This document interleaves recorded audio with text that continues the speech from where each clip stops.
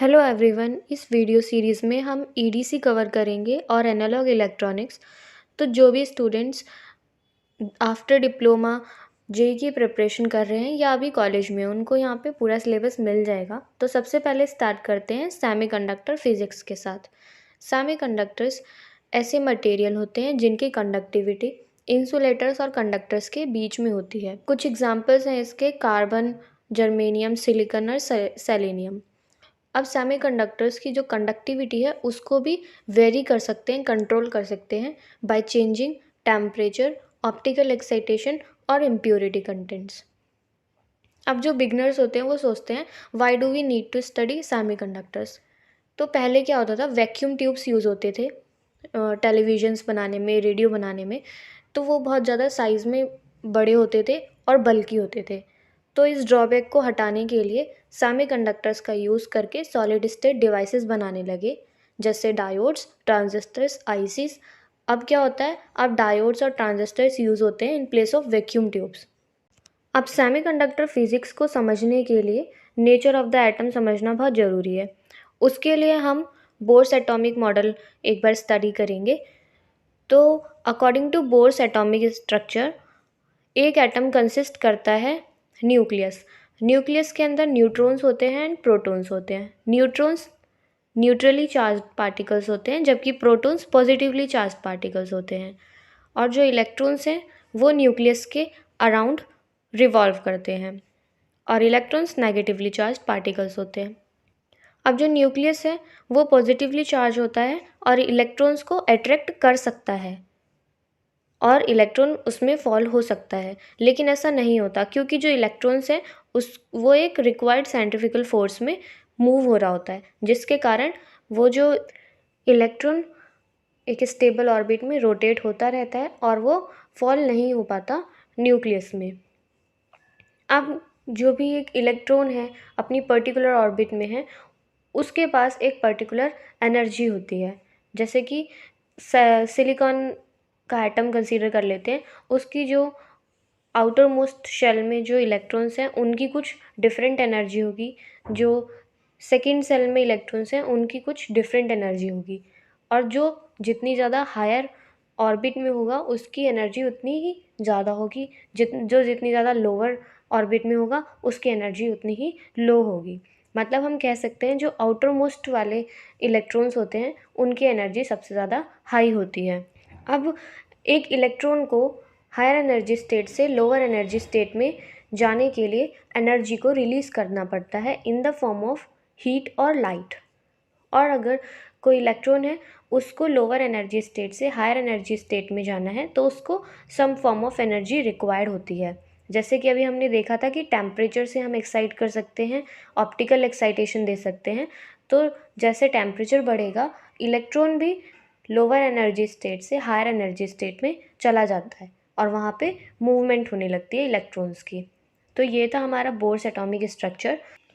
तो अभी तक हमने nature of A isolated atom के बारे में पढ़ा with the help of Bohr's atomic model, जिसमें हमने देखा कि हर ऑर्बिट के इलेक्ट्रॉन के पास एक डिफाइंड एनर्जी होती है। लेकिन we are more interested to study about semiconductor, और सेमीकंडक्टर एक क्रिस्टल और सॉलिड के फॉर्म में होता है। अब क्रिस्टल कैसे बनेगा? जब बहुत सारे एटम आपस में बॉन्ड बनाएंगे, और जब बहुत सारे एटम्स बॉन्ड बनाते हैं तो जो आउटर मोस्ट एनर्जी थी, जो आउटर मोस्ट इलेक्ट्रॉन्स की एनर्जी थी, वो डिस्टर्ब हो जाती है और सेम नहीं रहती, क्योंकि जो नेबर में न्यूक्लियस है वो उन इलेक्ट्रॉन्स को अट्रैक्ट करते हैं, जिसकी वजह से जो एनर्जी है आउटर मोस्ट इलेक्ट्रॉन की वो चेंज हो जाती है। जैसे अगर सिंगल एटम की बात करें तो उसमें पहले जो एनर्जी थी वो E1 थी। बाद में क्या होता है, जब वो बॉन्ड बनाता है दूसरे एटम्स के साथ तो आउटर मोस्ट ऑर्बिट के इलेक्ट्रॉन की वैल्यू चेंज होके E2 हो जाती है। दूसरे वाले एटम की जो वैल्यू है वो E3 हो जाती है, तीसरे वाले की E4 हो जाती है। तो यहाँ पे क्या बन रहा है? Band of energy. इसको हम बोलेंगे बैंड ऑफ एनर्जी। तो अगर हम एक आइसोलेटेड एटम की बात कर रहे हैं तो उसमें हम एक डिफाइंड एनर्जी की बात करेंगे कि आउटर मोस्ट ऑर्बिट के इलेक्ट्रॉन की एक डिफाइंड एनर्जी होती है, लेकिन if we are talking about crystal और सॉलिड, तो वहाँ पे हम बैंड ऑफ एनर्जी की बात करेंगे। इसकी एक सिंपल सी डेफिनेशन हो सकती है, एक क्रिस्टल में सेम ऑर्बिट के इलेक्ट्रॉन के पास डिफरेंट एनर्जी लेवल्स होते हैं और इन्हीं डिफरेंट एनर्जी लेवल्स के ग्रुप को एनर्जी बैंड कहते हैं। तो अभी तक हमने एनर्जी बैंड के बारे में पढ़ा। अब उसके बाद दो बैंड होते हैं, वैलेंस बैंड और कंडक्शन बैंड। वो एनर्जी बैंड जो वैलेंस इलेक्ट्रॉन्स के ग्रुप ऑफ एनर्जी लेवल से बनता है उसे वैलेंस बैंड बोलते हैं। वो एनर्जी बैंड जो कंडक्टिंग इलेक्ट्रॉन्स और फ्री इलेक्ट्रॉन्स के ग्रुप ऑफ एनर्जी लेवल से बनता है उसे कंडक्शन बैंड कहते हैं। अब इंसुलेटर्स जो होते हैं उसमें कंडक्शन बैंड प्रेजेंट ही नहीं होता, मतलब पूरा एम्प्टी होता है क्योंकि फ्री इलेक्ट्रॉन्स ही नहीं होते इंसुलेटर्स में। ठीक है, अब कंडक्शन बैंड और वैलेंस बैंड के बीच में जो गैप होता है उसको फॉरबिडन गैप कहते हैं। इस रीजन में कोई इलेक्ट्रॉन नहीं होता क्योंकि यहाँ पे कोई अलाउड एनर्जी स्टेट ही नहीं होती है। जितना ज़्यादा बड़ा फॉरबिडन गैप होगा उतना ही वैलेंस इलेक्ट्रॉन्स टाइटली बॉन्ड होंगे न्यूक्लियस के साथ। एक इलेक्ट्रॉन को वैलेंस बैंड से कंडक्शन बैंड में जाने के लिए minimum energy forbidden energy gap के बराबर होनी चाहिए। मान लीजिए कि forbidden energy gap 1 electron volt का है, तो वैलेंस बैंड में जो इलेक्ट्रॉन्स हैं उनको फ्री बनाने के लिए और कंडक्शन बैंड में जाने के लिए 1 इलेक्ट्रॉन वोल्ट की एक्सटर्नल एनर्जी रिक्वायर्ड होगी। अभी तक हमने energy band, valence band, conduction band और फॉरबिडन एनर्जी गैप के बारे में स्टडी कर ली। अब उसके बाद हम देखते हैं classification of solids on the behalf of energy bands. सबसे पहले देखते हैं इंसुलेटर्स। इंसुलेटर्स ऐसे सब्सटेंस होते हैं जो करंट के फ्लो को अलाउ नहीं करते। इनका वैलेंस बैंड फुल होता है जबकि कंडक्शन बैंड फुली एम्प्टी होता है और इसका फॉरबिडन एनर्जी गैप भी काफ़ी बड़ा होता है, अप्रॉक्सीमेटली 8 इलेक्ट्रॉन वोल्ट का होता है, इसलिए ये ऑर्डिनरी कंडीशन में कंडक्ट नहीं कर पाते। अब कंडक्टर्स देखते हैं। कंडक्टर्स ऐसे सब्सटेंस होते हैं जो करंट के फ्लो को अलाउ करते हैं।